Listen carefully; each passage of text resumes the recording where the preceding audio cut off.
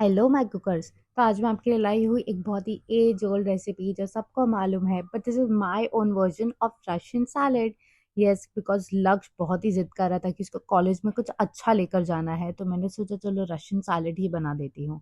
तो जो नॉर्मल है, मैंने पहले पानी और सॉल्ट में जो भी मेरे पास सब्जियां अवेलेबल थी मैंने उसको बॉईल करा है। आप अपनी कोई और फेवरेट भी डाल सकते हो, like mushroom, broccoli, cucumber, zucchini.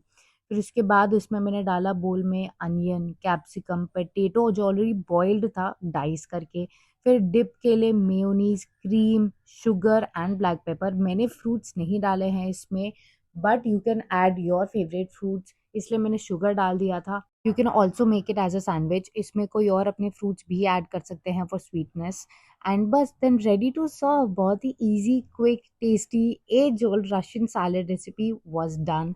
And ये बनाइए घर पे एंड मुझे बताइए आपको ये कैसा लगा। बाय।